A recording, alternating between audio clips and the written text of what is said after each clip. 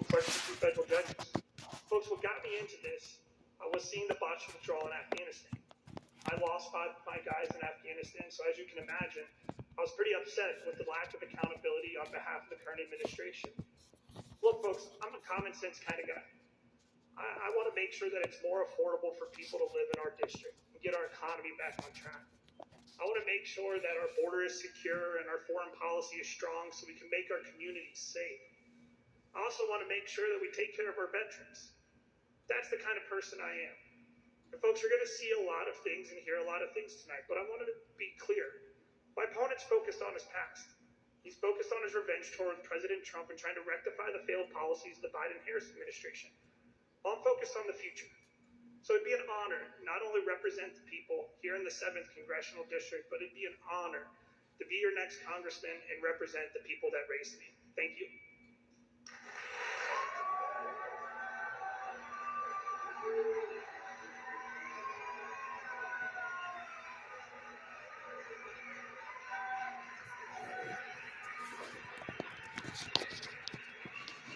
Candidate Vindman, your opening statement, 2 minutes. Thank you.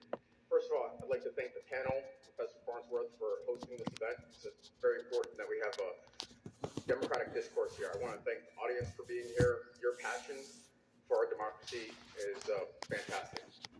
Last, I want to thank my family because for me, this is all about family. So, who am I? My name is Eugene Vindman. I'm a husband, a father. I'm an Army vet of the Iraq War. I'm also an immigrant. I came to this country in 1979 with a family of 5. We had less than $800 between all of us, but we did have each other and the American dream. When I was old enough, I joined the Army out of a profound sense of patriotism. I spent 25 years in the Army, serving first as an airborne infantry platoon leader in the 82nd. Then, after law school, I was a prosecutor, a law war advisor, and I was a legal advisor on the National Security Council. So I went from platoon leader to the White House in my career. And frankly, it was amazing for me to serve in that capacity. That experience, that judgment, that maturity, that's what I bring to this job.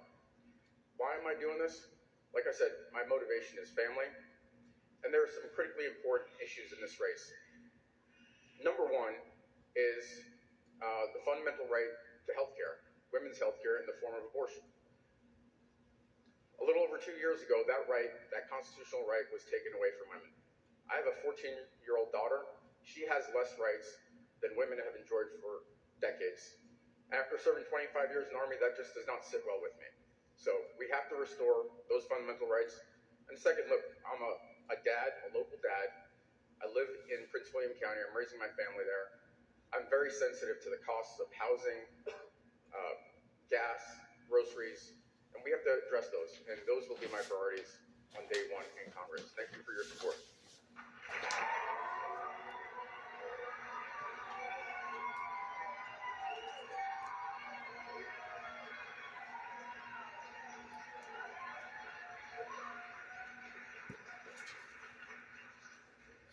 We'll now turn to the question and answer portion of our debate. For each question, the first person who answers the question has a 2-minute response. The next respondent will have 1 minute, and then there's an optional 30-second rebuttal to the first candidate if the first candidate wishes. We will alternate so that each candidate will have an equal number of times when they answer the first question. The first question will go to candidate Anderson. The questions will be asked by Ted Schubel, the news director of WFVA Radio, Rosalind Cooperman, she is chair of the Department of Political Science at the University of Mary Washington, and Jake Wolmer, the managing editor of the Freelance Star. I, as moderator, will also ask questions that have been provided by the audience, and so there will be an opportunity for your participation through those audience questions that have already been provided to us. So now, Ted, to candidate Anderson, 2 minutes for the response, then 1 minute after that. We will start off with the economy. We all are feeling the impacts of inflation, gas prices, food prices, car insurance, property assessments. What can be done at the congressional level to bring costs down? Thank you for the question. Look, there's no question right now that the economy is not working for folks, not only in the 7th District or in the Commonwealth, but across the nation. Look, I'll tell you a story about a little girl who wrote me a letter. Her name is Ella. Ella, are you out there? Hi, Ella. Ella wrote me a letter, and in her letter she said, Derrick, can you fix the government so my mom can buy snacks again? Well, Ella, when we win in November, we're going to make sure mom can buy snacks again. Look, folks, right now we're seeing the economy is just not working for folks. In the Commonwealth of Virginia alone, we see that about a third of Virginians are living paycheck to paycheck. We see that about a quarter of Virginians are delinquent on their credit card bills because why? They're paying for gas and groceries where they used to pay for big, large items, and they're not able to pay off their credit card. We see the average Virginia family right now spending about $1,100 more a month under Bidenomics. It's just not working for folks. Look, we need to make sure we balance the budget. Look, I'm a staunch supporter. If you go up to Washington, D.C. and you don't get your job done as a member of Congress and balance the budget, you don't get paid. It's a pretty simple concept. We want to make sure we keep taxes low. We need to make sure we stop the overspending that the U.S. government continues to do day in and day out. And we got to get U.S. energy back up and running. And that's how we're going to get our economy back on track immediately. Look, my opponent has some of the most extreme liberal radical policies that are supported by Kamala Harris and Joe Biden. Look, it's a simple question. Are you better off 4 years ago than you were today? I'd say the answer is no. So why would you vote for somebody to go up there and do 4 more years of the same old, same old? Look, folks, we need to quit the spending. We need to make sure we get normal policies back into place so that we can make it more affordable to live. And that's the bottom line. I remind you about our rules. 1 minute. Candidate Vindman. Thank you. Look, I'm a family man. I'm raising my family in Prince William County. I'm very sensitive to the cost of housing, drugs, and groceries in the supermarket. There are 2 supermarket chains in Prince William County that control 40% of the market.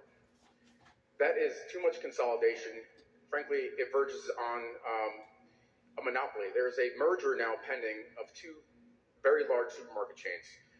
The market's not working.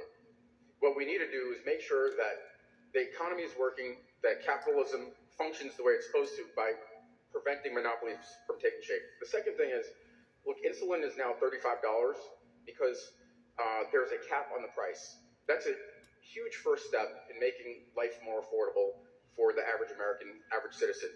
We need to expand that across the board. We need to make more drugs affordable, life-saving drugs for the voters in this district. And I'm all for an all-above energy policy.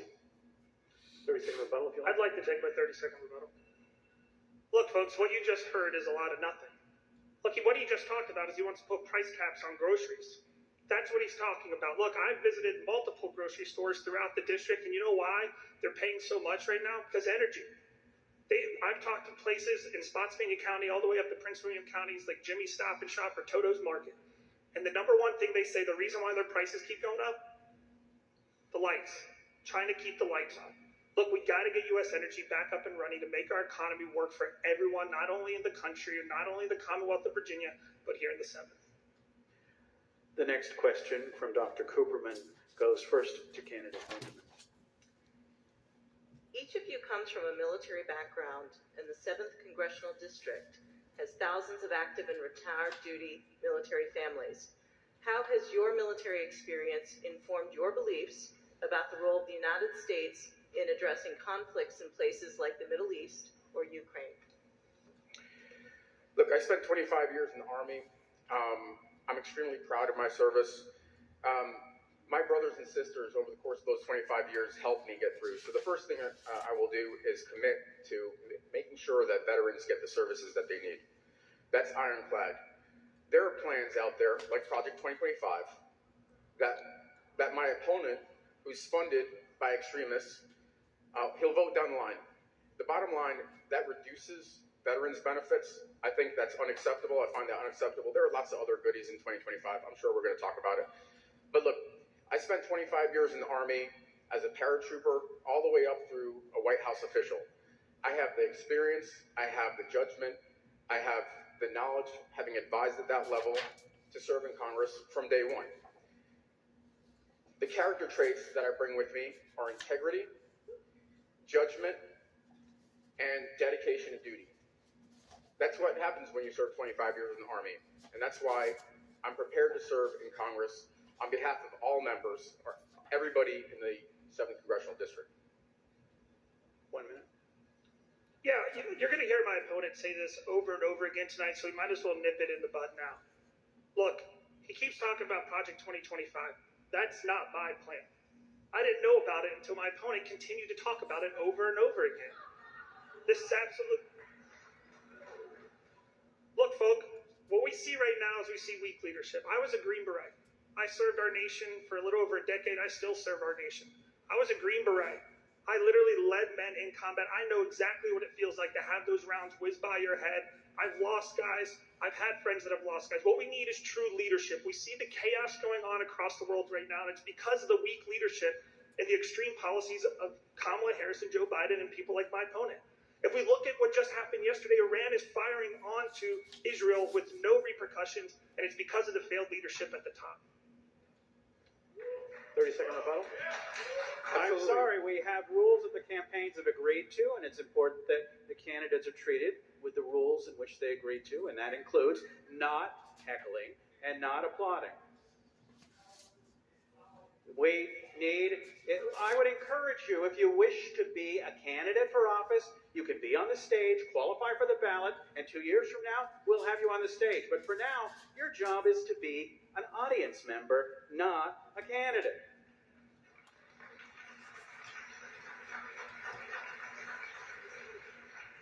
Second rebuttal, if you like. Sure, absolutely. Look, if my opponent has not heard of Project 2025, then he's very much out of touch with this district. It is a topic that comes up at meet and greets, at church, in every location. I've stopped people on the street knocking doors. They know what Project 2025 is. They're nervous about it. They don't want any part of it. You know how you prevent from Project 2025 from being implemented?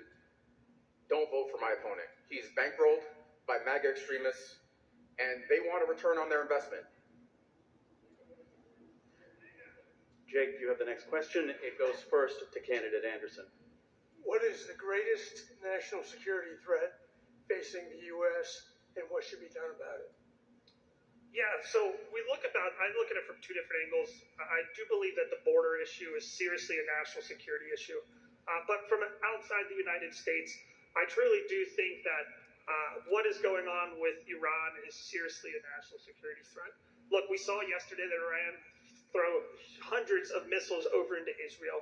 They've been emboldening our enemies, whether it be Russia and China. We see the fact that they have the Houthis over in Yemen. We see the fact that they have Hezbollah in southern Lebanon firing into Israel pretty much daily at this point. And we see the chaos that's ensued.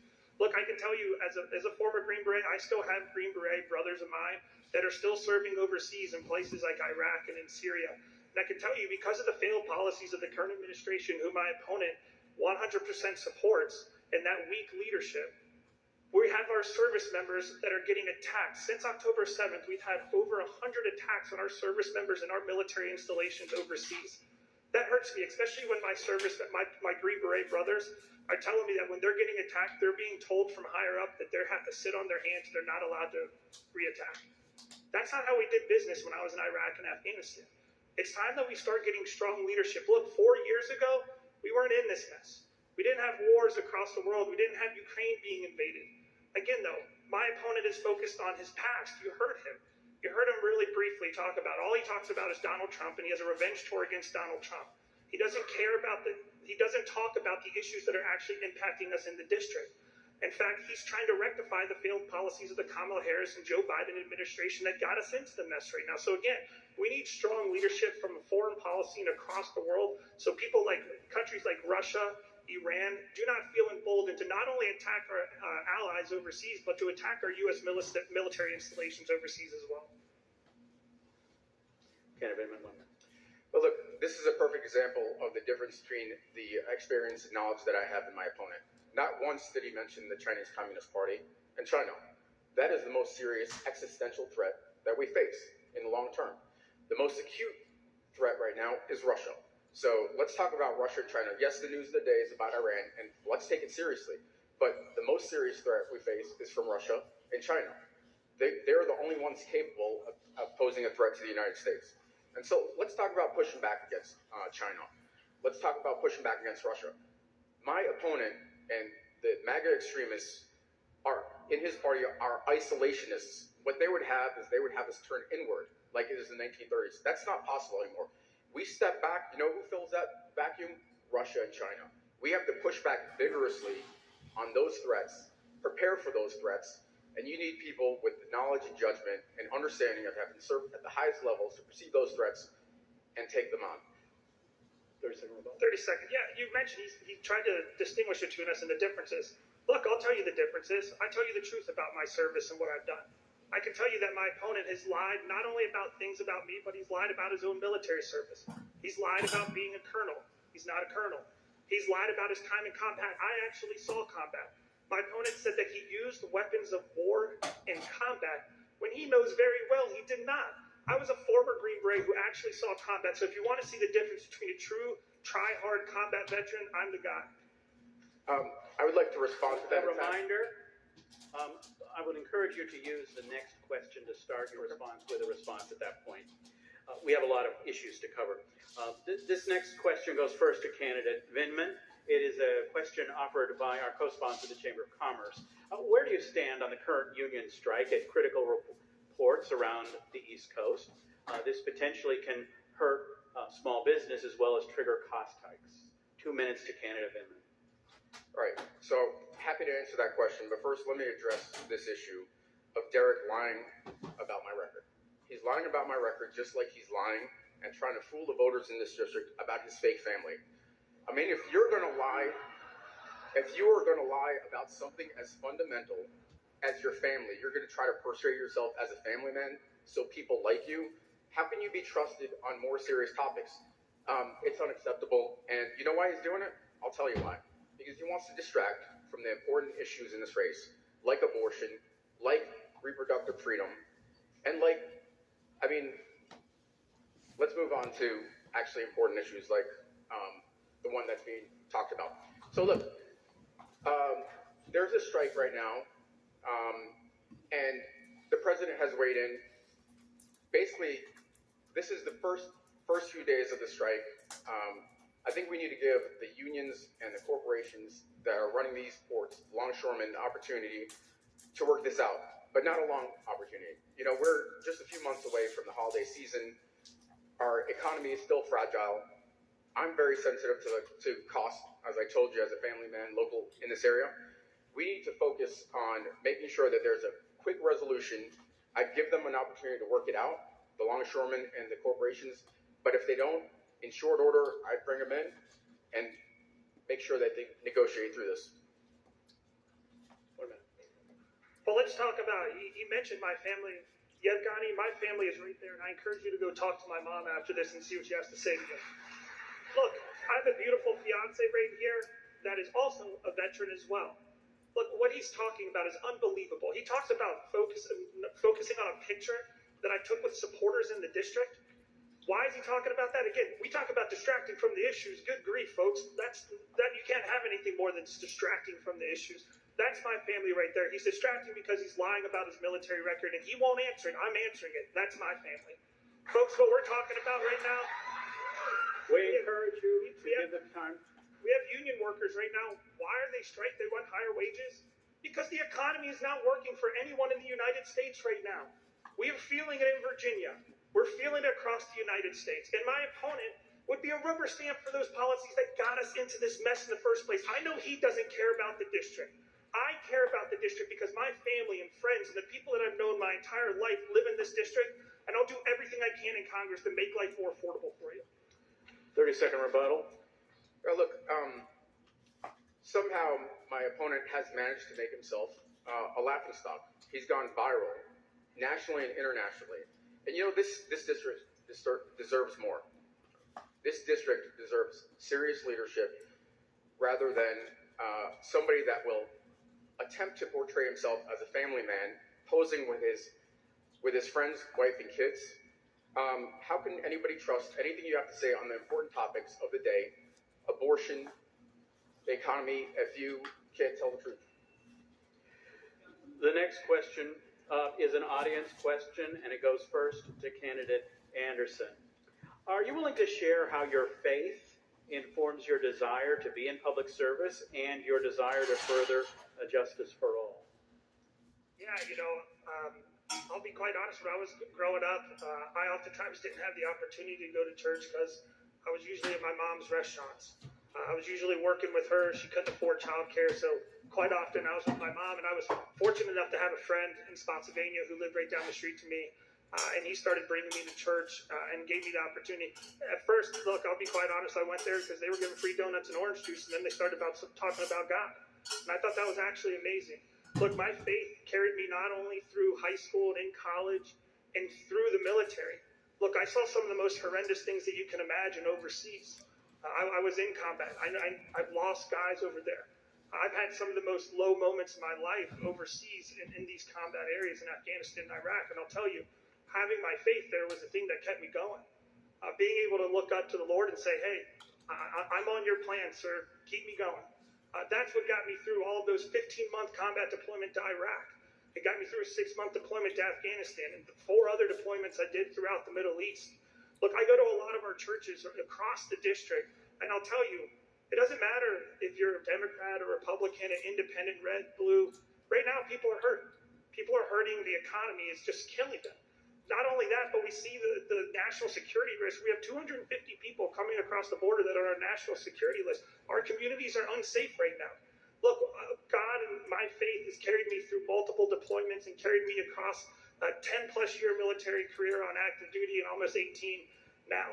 Look, I live in the Lord, and I go to church as much as almost every Sunday. During the campaign, it's gotten a little busy. So, again, I'm happy that my mom and my family were there for me and pushed me into that direction. 1 minute. Sure. So the reason I'm in the United States, the reason why I'm a refugee in the United States is because I come from a Jewish household. So my family and I know what it's like to leave a bigoted communist dictatorship because of anti-Semitism. That's why we came here. And we came here because this country is generous to immigrants and refugees like myself, that we are now in a position to pay that back. All of my brothers, all 4 of us, joined the military. We served proudly and honorably, and frankly, I think that's a great return on investment. I will say that I've had the opportunity to visit, at this point, dozens of faith communities throughout the district, and it's really been an honor and a great opportunity for me to listen to different communities, understand where people are coming from, and I'm really enjoying that part of this campaign. Thank you. 30-second rebuttal. Yeah, and just be very clear. I think this is something that Yevgeny and I can agree with on this, on faith, that it's carried us through. Look, this election cycle is going to be pretty crazy. I think that everyone can agree that every single day there's a new news cycle. I think that we always forget that at the end of the day, everyone in this room, and I know people are on different sides of the aisle and what have you, but at the end of the day, we're all Americans here. We all want to see the best for our country. We all want to see the best for our communities. And truly, that's what I'm here to do. And that's what I'm here to talk about tonight. So thank you. Ted has the first question going with Mr. Vindman. Mr. Vindman, on the abortion issue, where do you stand on the abortion debate? Look, this is the most important issue in this race. Why? Because it affects women's fundamental freedoms. 2 years ago and change, there was a constitutional right to an abortion. Women controlled their bodies, and that right is now lost. My daughter has fewer rights than women have enjoyed for generations. And again, as somebody who defended Americans' rights and freedoms, that just does not sit well with me. So the questions that must be answered, and frankly, my opponent has dodged up to this point, are 2. 1, will he restore Roe? Will he restore women's reproductive rights and freedoms to what they were, where they are entitled to health care? My sister-in-law had a series of ectopic pregnancies. You know what the treatment for that is? It would be considered an abortion. There are women dying around the country now because they don't have access to this fundamental right. So my opponent has not answered this question head on. He needs to answer the question of whether he would restore Roe, restore women's fundamental rights. And 2, I would like to hear him say definitively that he would vote against a national abortion ban. Just a second, if you would. I want to remind all of you that you need to be neighborly to the people who want to hear this debate. So your comments that disturb the people next to you can't hear the answer. And so I really want to encourage people to do the respect that your fellow members of this community deserve. I'll now turn to candidate Anderson. 1 minute. Yeah, my mom had me at a very young age. She was 18 years old when she had me. And my mom's happy she had me, and I'm glad that she had me. Look, the Dobbs decision was clear. It gave this right back to states to make decisions that fit the states. And in fact, Virginia has spoken on this issue, but my opponent will continue to lie, whether it be on media or what have you, about my position on this. I'll be very clear. I do not want to refederalize this issue, so I will not support a national ban on abortion. I will support IVF. My brother is using IVF right now because I want to make sure that he has an opportunity to have a kid, and I do support over-the-counter contraceptives. But my opponent continues to lie over and over about my position on this. Why? Because he can't talk about the other issues. He can't talk about the economy. He can't talk about the border. He can't talk about anything else. But I want to be very clear. My opponent will be one of the most far-left radical people in Congress that Virginia's ever seen. He would support what, like Ralph Northam did, government-funded abortions up until and even after birth. Governor Northam said he would make them comfortable. And my opponent would support those policies. 30-second rebuttal. Look, I guess as somebody who's been a prosecutor, I will say that's murder. So that's also lying. Derrick is lying to you about my positions on this because, again, did you notice he didn't answer the question, will he restore women's reproductive rights? He didn't answer that question. But I'm going to keep pushing him tonight, and I'm going to do my best to make sure he answers. The next question goes first to candidate Anderson. As we saw from the recent devastation wrought by Hurricane Helene in western North Carolina and eastern Tennessee, extreme weather events are no longer uncommon. What is your position on climate change, and what is the appropriate role of the federal government to help folks and states when these disasters occur? Yeah, so I absolutely understand that there is climate change, right? I understand that we want to all make sure that our environment and our communities are safe and flourishing, and that we're not destroying it. What I think this really comes down to is energy, though. We need to really talk about energy and the fact that how it's being used and what we're doing, because right now, our economy is struggling because we're not energy independent. Look, we could get our economy back on track by being energy independent immediately. In fact, we've seen that what we're doing right now is that we are a net import rather than a net export on oil. We're buying more oil overseas than we are creating here. What does that do? Well, look, if we want to talk about preserving our climate and our environment, let's stop buying oil and gas from countries overseas that don't have the regulations that we do in the United States. We should be producing it here so we can monitor and make sure that it's clean energy.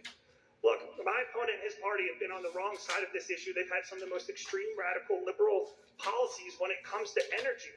In fact, my opponent would support it, the electric vehicle mandate. He would support a mandate that requires you to give up your gas-powered vehicles and your gas stoves for an electric vehicle that you can't afford. It would cost us $1 trillion more in taxes to have that. In fact, we'd be given $7,500 in tax credit because China's borrowing our money or buying up our debt right now, and then we'd be given $7,500 back to him to buy a lithium battery that China, again, is creating. He talks about China being an existential threat, but he wants to give our money over to China. Look, the Kamala Harris-Joe Biden regimen of energy right now is not working. In fact, in the first few days of their administration, they made sure that leases couldn't be bought for oil. They made sure that we couldn't export natural gas, and that killed our energy policies immediately. We want to talk about why gas prices are up than they were 4 years ago. There's your answer. 1 minute. Yeah, so I'm not sure I heard how Mr. Anderson plans to address climate change, but I'm glad to hear that he at least recognized it because that's fairly out of step with most of his party. Look, first, I guess you'd have to trust Mr. Anderson at his word, which, again, that's your decision to make. But Project 2025 takes a different position. And you would have to trust that Derrick Anderson would stand up to his MAGA funders, bankrollers, and that he would vote out of lockstep with his party. And that's a huge risk. You know how you mitigate that risk? You don't vote for Mr. Anderson. Look, this country is producing more energy than ever We do need to have an all-of-the-above energy approach. We need to do that until we are able to transition fully to clean energy, including nuclear energy. I'm frankly a big proponent of nuclear energy, gas, solar, wind. These are the steps that we have to take in order to address climate change. Thank you. Yeah, you heard it again, folks. My opponent is focused on his past. He's focused on his revenge tour with Donald Trump and trying to rectify the failed plan. You said, oh, well, Derrick didn't give, I just gave a whole list of policies that we could do to get our energy policy. You gave nothing except for don't vote. Look, this is absolutely horrendous that he's not even focused on the future of this country and the focus on this district. Look, why? Because right now we have leadership in the White House that they just showed up to the locations down in Southwest Virginia. Our Attorney General in Virginia and our governor have been down there day in and day out, and the current leadership is nowhere to be found. The next question goes first to candidate Vindman. With the U.S. over $30 trillion in debt, what spending should be cut to reduce deficits? Well, look, I think it's important to remember that the previous administration grew our national debt by $5.8 trillion. $5.8 trillion. That's more spending than I think certainly in the 19th century, but maybe all presidents combined to raise the debt that high. So let's recognize that that's how we ended up in this position. But we do need to cut debt. We need to be cognizant of the fact that our debt situation long-term is unsustainable. So, look, I'm very much in favor of cutting fat where appropriate, cutting regulations where appropriate, and we need to generate more revenue. But it can't be on the backs of the working class. My friends and neighbors in the 7th Congressional District. Let's think about the tax regime. In 2017, 80% of the benefit went to the top 1%. You know what? In the next Congress, the next member of Congress to represent the 7th Congressional District is going to be deciding what the taxes look like. And from my perspective, I think we need to make sure that the 80% get the vast majority of the tax benefits and not the top 1%. Yeah, let's talk about spending. Look, I'll be the first to say Republicans and Democrats need to stop with the overspending. Both administrations, for the last 2 years, we continue. That's why we're $42 trillion in debt. But I'll tell you what, as a former Green Beret, as someone who knows what it means to conduct a mission and go out and do combat operations, when I say I'm going to do something, you'll have my word. We're going to make sure we cut spending. And look, I'll tell you, my opponent and his far-left radical policies are going to increase spending 100%. In fact, we know that because Joe Biden and Kamala Harris spent $7 trillion right off the bat in their administration. In fact, my opponent would support an EV mandate, like I mentioned, that would cost the American taxpayers $1 trillion. Look, folks, we got to cut the overspending because the more that the government is spending, the less money we have in our pockets. If we want to talk about cutting spending, I'd encourage my opponent to talk about some of these policies that Kamala Harris and Joe Biden want to implement on day one. Yeah, again, I did not hear a single idea of how we get our debt under control because it's all about talking points and scare tactics. Let's talk about something serious. First of all, Derrick, you keep distorting my position because you want to distract from the issues at hand, okay? So how are we supposed to believe anything you say when you can't fundamentally portray yourself as who you are? You're a DC corporate attorney that defends pharmaceutical companies. The next question goes first to candidate Anderson. It's an audience question. This is from a mother whose first grader just came home from his first lockdown drill at a local elementary school. She says that the lockdown drills and the state of gun safety in the schools is traumatizing children. Her question is, what are you going to do to deal with gun violence in the schools? Yeah, so what we need to start thinking about is gun regulations because what my opponent will say is he wants to take all your guns away.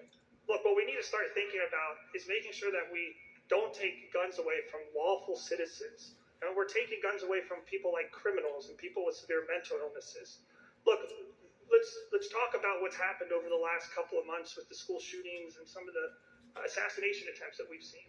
Look, what we're seeing right now is that the FBI knew a lot about this beforehand, and we knew that the individuals had mental health issues. So I think the first thing we got to do is we got to start getting funding for mental health. We got to make sure we get funding for mental health. As somebody who's a service member, who's a veteran, who gets their health care from the VA, who served with Green Berets and people in the Army throughout my career, I can tell you a lot of my buddies that have come home overseas, it didn't work out for them because they didn't have the mental health, whether they be civilians or in the military, the mental health facilities and funding in order. I've had a buddy I went to college with that committed suicide coming back from deployment. So we got to get this mental health issue back under control. We got to stop making it a stigma. Look, I'll tell you what my opponent and his party, what they've done time and time again. My opponent and his party have continuously voted against legislation that would support funding for mental health. My opponent and his party and his far left radical extreme agenda would voted against enhancing the penalty for criminals that commit crimes with weapons, i.e., if you got armed robbery versus robbery, it's the same thing. And they voted against that. In fact, my opponent and his party were the proponents of defunding the police and taking SROs out of our schools. Look, I had a resource officer in my school when I was growing up. He was awesome. We loved him. And he also was great because he helped recruiting. When we see our law enforcement right now is at an all-time low when it comes with recruiting. Look, these are the type of extreme policies my opponent is talking about because he's focused on his past with Donald Trump and not focused on the future. 1 minute. Yeah, so, look, I spent 25 years in the Army. I've fired everything from a pistol to a cannon. I'm a responsible gun owner. I'm not looking to take anybody's guns away, okay? But there are some fundamental issues at stake here. I have 2 kids in public schools. My son had a school lockdown because somebody brought a gun and it went off. That's traumatic to parents. We can't have that. My daughter so far twice has had drills on how to learn how to survive rather than learning math, science, and reading. That is unacceptable. There are policies that over 80% of the country can agree on. Safe storage, red flag laws, closing the gun show loophole. These are common steps that we should take today. And unless you're in the pocket of the gun lobby, like my opponent and his MAGA bankrollers, there is no reason for you not to follow this. And look, I've been a prosecutor. I believe in law and order. And, you know, if somebody violates the law, then we prosecute them. Yeah, absolutely. Look, you heard him. You heard it straight from the horse's mouth. He's going to be one of the most extreme, radical politicians that's ever lived. Look, this individual just said he wants to take weapons away from law-abiding citizens. That's what he said. That's what he was saying underneath of it. Look, folks, we got it. I agree with Yevgeny on this one that we do have to have common sense policies, but we shouldn't be taking weapons out of the hands of law-abiding citizens. We need to make sure we're taking care and funding mental health to make sure that bad people don't have guns. Once again, I want to remind everyone that both candidates agreed to a system when people would not be commenting and otherwise trying to talk over the candidates. Both candidates agreed to this. Both candidates, I hope, will join me in asking for proper behavior from their own supporters. I want to move to the next question goes first to candidate Vindman. The current U.S. minimum wage is now $7.25 an hour, and it has been at that level for quite some time. Do you support or oppose an increase in the minimum wage, and why or why not? Yeah, first, let me echo what Professor Farnsworth said. I'm going to ask my supporters to please be civil and cordial so we can get through this debate and you can hear where both of us stand. So look, the minimum wage has not changed in, I don't know, a decade and a half. There are people that you can't survive on a wage in certain parts of the country. I mean, think about this district. If you're making $7 and change, you're not going to survive on that. With housing prices so high, with costs for groceries high and gas prices high, I mean, it's great to see gas prices go below $3. That's a good first step, but we're not there yet.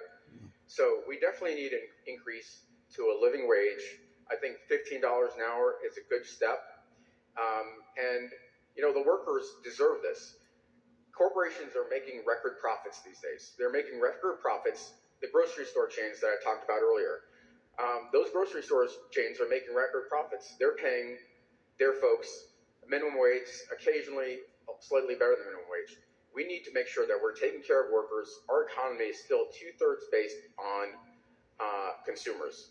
You know how we make sure that corporations continue to make profits and our economy thrives? Make sure that we're paying our employees so they can continue to spend money. Yeah, folks, look, what we're looking at right now, I travel the district quite often, and I talk to a lot of our local businesses, a lot of our local grocery stores, and one of the things I mentioned, what Mr. Vindman's asking is to pay more when our grocery stores and our gas stations and our businesses don't have the funds right now to stay up above water. Look, I can tell you that a lot of our local businesses right now, they can't afford to stay above water because they're paying high cost for energy. They're paying increased cost of goods. We see the fact that goods are up 21% more than they were under the Biden-Harris administration. Look, these are the type of things. Look, if we want to get minimum wage back up, let's have a great economy and a thriving business in the United States of America and have businesses competing, because when they're competing, they're making more money and they're giving it back to their people. Look, my opponent wants to sit here and put price caps on groceries. He wants to tax unrealized gains. So if you're even thinking about making money, my opponent wants to tax you for it. Look, the best way we can get businesses back up and running is making sure we get energy independent and make sure our economy's back on track. 30-second rebuttal. Yeah, look, again, corporations are making record profits. Our economy is based on consumer spending. Workers need to see some of those profits back in their pocketbooks so they can work, survive, and live.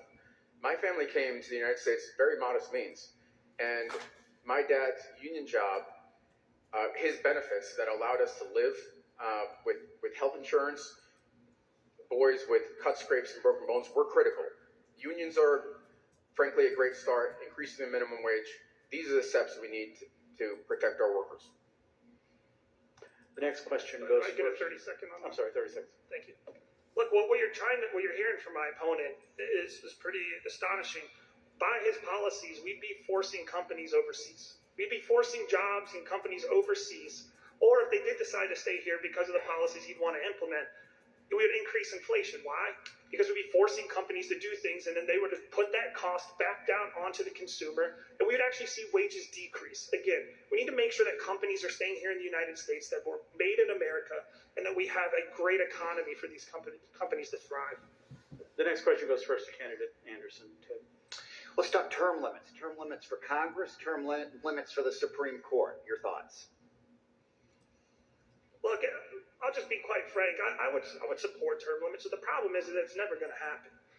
Look, I would love to go back to making money for the first time in my life again, because I literally just started it. Then I decided I wanted to run for Congress. But look, I mean, we look at the history of our nation and the traditions of our nation. We look at that when our politicians were initially starting off. One, they tended to pass away earlier. Right? And a lot of politicians didn't go sit up in Washington, D.C. and hang out all the time. They went back to their farms or their businesses or things like that. So, look, I think that there's something to be said about it. I just don't think that there's going to be enough votes in Congress in order for there to be term limits. But, again, we can talk about a lot of different issues, including term limits. I think the Supreme Court, I mean, my opponent would try to impact the Supreme Court. That's what him and his party have talked about all the time, which is an absolutely extreme liberal policy. Look, the Supreme Court is 9 justices. Congress can change it if they choose to, but that's what it's been, and that's what it's going to continue. That's why we have separation. We have separation of powers. We have an executive agency. We have a court system, a judicial, and we have Congress, right? And it's meant so that we can balance these things out. Again, balancing things out in a true time of divisiveness is the best case scenario that we can have right now. 1 minute. I guess I would start with this. After 25 years in the Army, I have a spouse-imposed term limit. So the long and short is that we need term limits because we need to have fresh ideas. We may not get there, but that doesn't mean we don't attempt to implement term limits. I think, we can negotiate, we can have a discussion about whether term limits are necessary or how long they are. But the bottom line is the way the government was designed, the way the legislature, Congress was designed, it was never meant to be a career. And so I think we ought to have a discussion about term limits, and it's an important topic, and we shouldn't just gloss over it because it's too hard to do. Just because something is too hard to do doesn't mean you don't try to do it. 30 seconds. Yeah, and we'll talk briefly about it, but look, I think that term limits are something that could be an issue. But again, I think that right now, term limits are obviously not an unimportant issue, but I think that right now, the people in the 7th District, the people in the Commonwealth of Virginia, they're hurting when it comes to the economy. We're seeing illegal immigration coming through at skyrocketing rates. Over millions of people are here. I think there's some other things that we can be focusing on as soon as this Congress is elected and takes control in January, that we could get our country back on track. The next question goes first to candidate Vindman. During the presidential debate last month, Donald Trump stated that he would repeal and replace the Affordable Care Act with a better plan. Kamala Harris stated that she voted to pass the Affordable Care Act when she served in the U.S. Senate. What is your position on the Affordable Care Act? Look, while we're waiting for a concept of a plan for replacement of the Affordable Care Act, let's first recognize that the Affordable Care Act provides coverage to tens of millions of Americans that didn't have it. It covers pre-existing conditions for millions of Americans. Is the Affordable Care Act perfect? No, but we need to improve it and not replace it. Look, the bottom line is access to health care is critically important for the American people. There are frankly too many people that are still not covered by the Affordable Care Act. So my position is simple. Unlike what we see in this Project 2025, which would eliminate the Affordable Care Act, and which is, again, the manifesto for another administration that my opponent would vote in lockstep with, right? They want a return on their investment. I say, let's improve the Affordable Care Act. Let's cover more Americans. The more Americans you cover, the more opportunities for them to go to work and to be productive members in our economy. Hey, look, I want to make sure that everyone has good, affordable health care, right? I grew up working again with my mom. She had restaurants. We didn't have health care. In fact, when I had to go get something because I messed myself up with wrestling, I usually had to go to Route 3 off of one of the clinics. And that's how I got my health care. And I get my health care through the VA right now. But what we need to look at is make sure look, let's be quite frank, Obamacare isn't free. Obamacare is costing about $400 to $700 per individual right now. And we look at the economy and how it is. I mean, that's hard to come by. We look at pre-existing conditions. I would absolutely support making sure that pre-existing conditions are covered and that we have transparency. When you walk into the hospital, you should know what you're paying for right off the bat. But what my opponent would support is Medicare for all. That's one of the most extreme liberal policies that you can think of. Why? It would take away the Medicare and make it almost non-existent for our senior citizens. It would increase taxes, and it would make you take away your private health insurance. So the best way we can get the best kind of health care is making sure that people have good jobs. 30 seconds. Yeah, I guess I would say, as a recipient of government health care, my opponent has many times said he's thrilled to have it.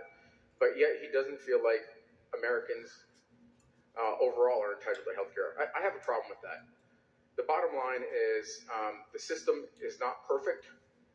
The Affordable Care Act could be improved, but we need to strengthen it and not, I guess what we heard is a concept for a plan for my opponent, but no real plan and no real policy recommendations.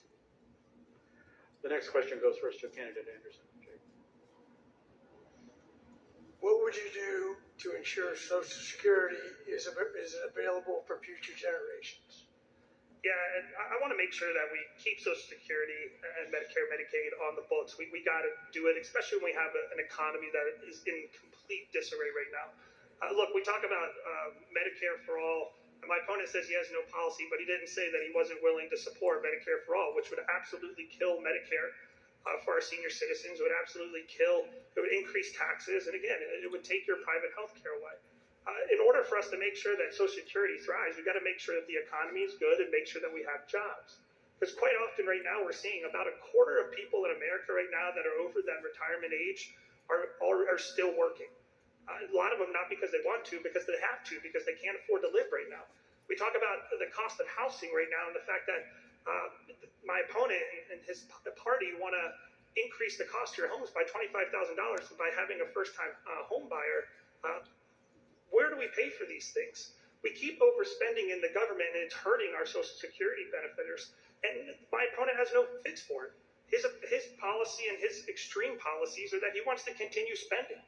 Again, he wants to tax you. He wants to spend. And again, President Biden and Kamala Harris, they did it in the first few days where they spent $7 trillion. We want any possibility that Social Security remains in place. We got to stop this spending. We got to get the economy back on track in order for people to live. 1 minute. Look, Social Security is a safety net for millions of Americans. And so unless you can say that you're going to preserve Social Security, guess what? You're in the MAGA extremist camp in Project 2025, where the plan is to reduce Social Security benefits, okay?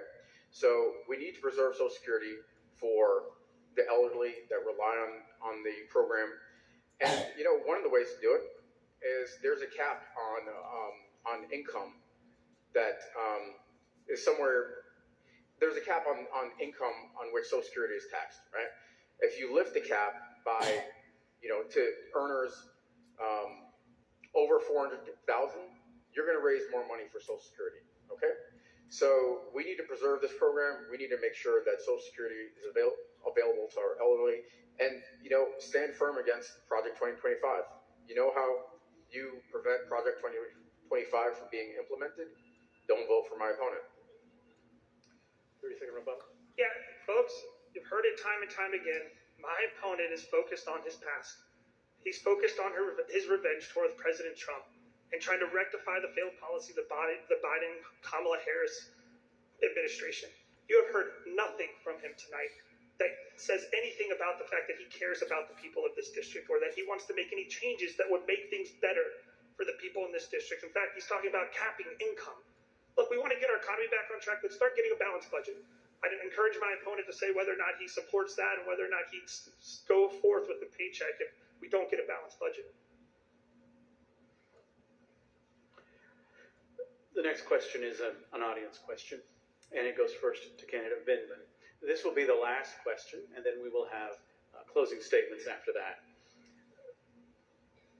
The amount of money raised so far in this congressional election is making it one of the most expensive congressional races in America. More than $10 million already raised, and more to come in the month between now and the election. Do you think money has too much influence in politics? And if so, what should the federal government do about it? Well, look, as a first-time candidate, I will tell you that I am surprised and frankly astonished by the amount of money in this race. It's probably the biggest surprise I've had. And, you know, I will say I'm very proud of the fact that my campaign is a grassroots campaign.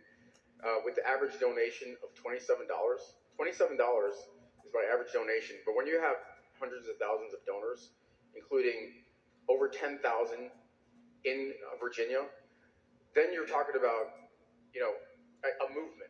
A movement is forming. So the long and short is there's too much money in politics. You know, you take it up to the presidential, the Senate and presidential level, you're talking about billions of dollars being spent.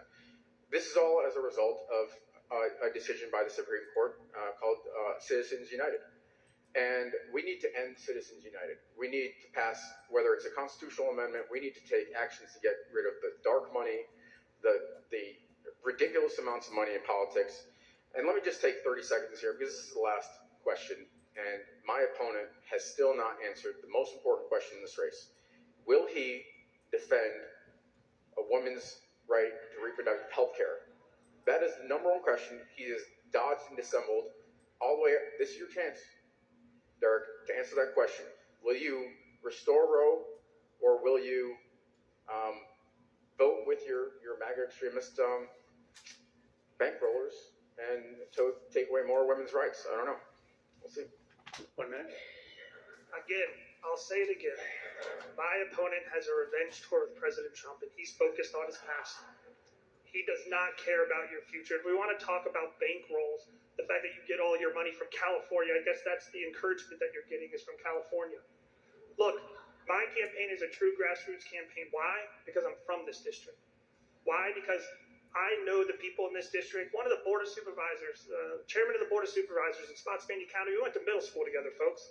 I care about this district, and that's why I'm running for office. My opponent just talked a lot about money, and he talked a lot about nothing tonight.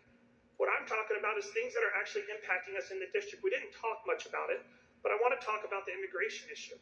My opponent took his immigration policy off of his website. That's how much he cares about immigration policy. When we have 2 illegal immigrants of Jordanian descent attempt to breach the front gate at Marine Corps Base Quantico, and those 2 individuals have been released on bail. Again, you didn't hear anything from my opponent because he doesn't care about you. He doesn't care about the people in this district. 30-second rebuttal. Yeah, so again, crickets on the most important issue in this race. But look, we're going to get a chance to talk in a minute about the stark contrast between me and my opponent. And, it would have been great to talk about abortion because I am for a strong, immigration, because I am for a strong border as somebody that served in national security for 25 years and worked at the White House. But we also have to recognize that we are a country of immigrants, and we can't demonize immigrants. We're going to move to a moment with final statements. The closing statements will be first Mr. Vindman and candidate Anderson, 2 minutes each. But before I do that, I want to thank the many people who have made this event possible. Thank you, of course, to my fellow panelists, Dr. Rosalind Cooperman, Ted Schubel, and Jake Womer. Thanks.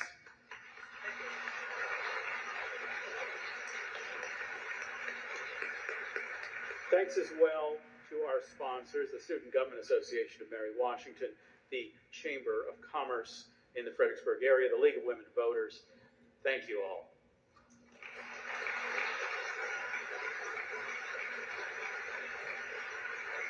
Thanks also to the Mary Washington staff who have made this possible. It's a great deal more work than you might think, but thanks so much to Susan Worrell, to Alicia Marvashti, to Amy Jesse, to Mark Simpkins, and Douglas Nobel for making this event the success that it has been.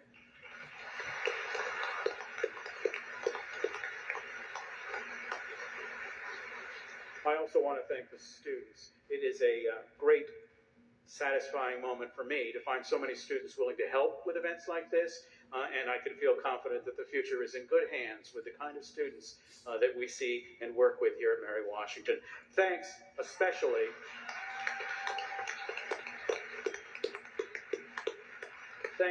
to William Thompson, Chadwick Yoder, Naja Wilson, Caleb Doloff, Martina Pooh, William Goodman, Sophie Desimas, and Ellie Dauerheim. Thank you all.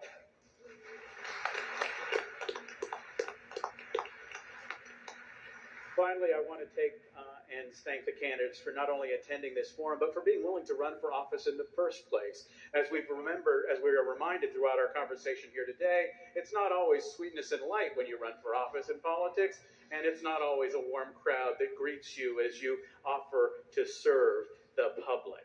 So thanks to our 2 candidates.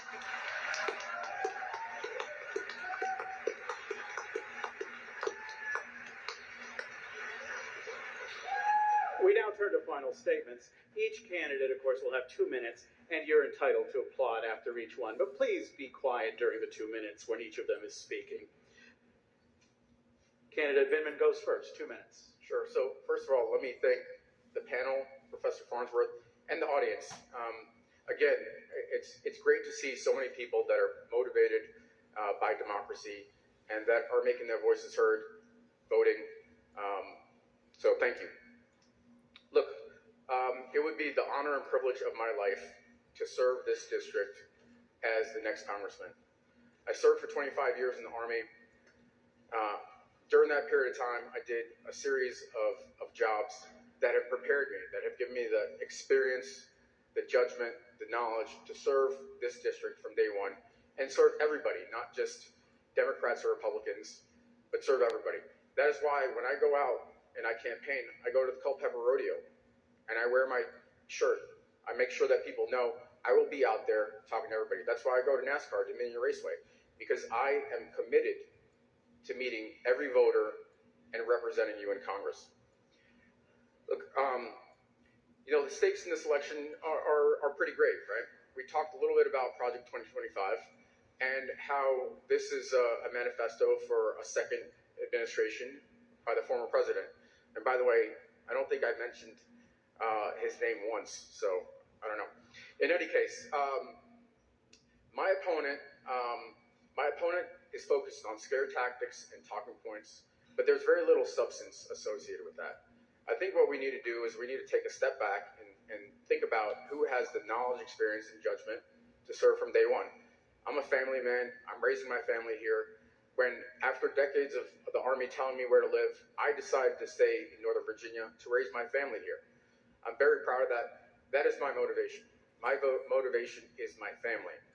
And that's what I think about every day on how I can improve their lives, the lives of my friends and neighbors, my nieces and nephews, and I thank you for your time tonight.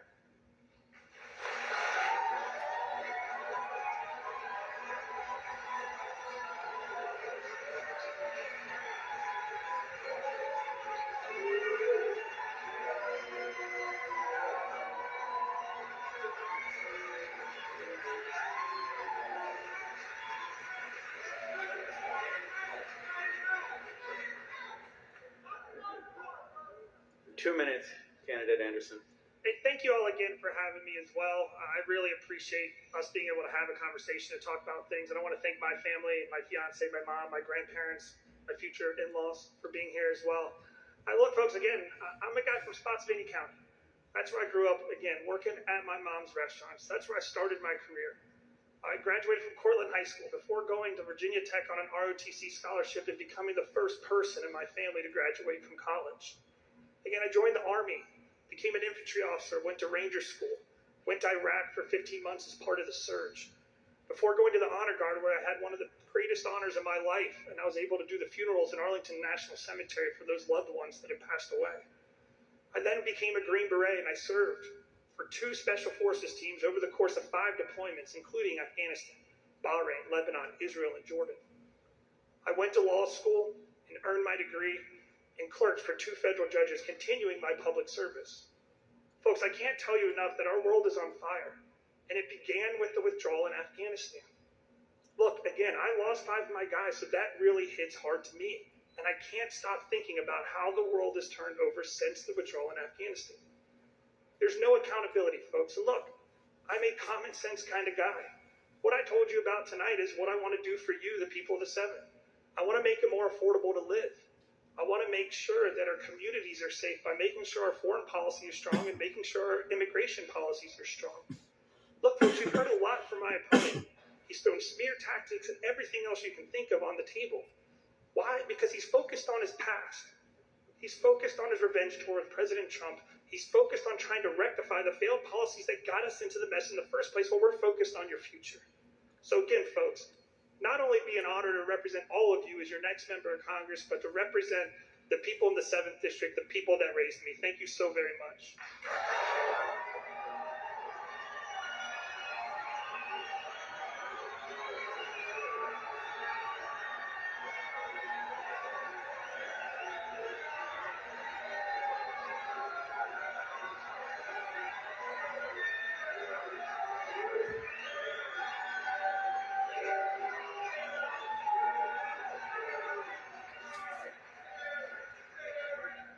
Thank you all for joining us. Have a pleasant evening.